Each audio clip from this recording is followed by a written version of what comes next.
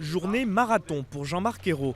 Le Premier ministre a reçu les principaux leaders syndicaux et du patronat à Matignon pour avancer sur la future réforme des retraites. Le gouvernement doit trouver une solution pour combler les 7 milliards d'euros de déficit du régime général prévu en 2020.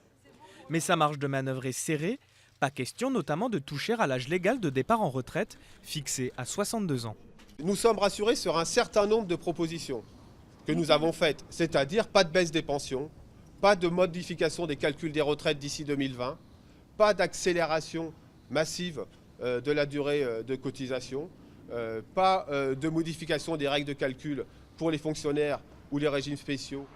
Jean-Marc Ayrault confirme également la création d'un compte-temps pour les métiers pénibles et qui permet aux salariés concernés de partir plus tôt. En revanche, pas un mot sur le financement de la réforme. Deux pistes sont à l'étude, une hausse de la CSG, difficile à annoncer en plein débat sur le poids de la fiscalité en France, ou la hausse des cotisations sociales. Le patronat s'y oppose, mais il pourrait obtenir en échange un geste du gouvernement.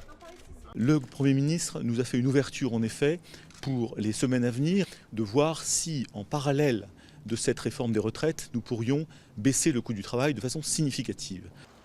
Il ne reste que quelques jours au Premier ministre pour trancher. Le projet de loi doit être présenté en Conseil des ministres le 18 septembre. Les syndicats, eux, ont déjà prévu de descendre dans la rue le 10.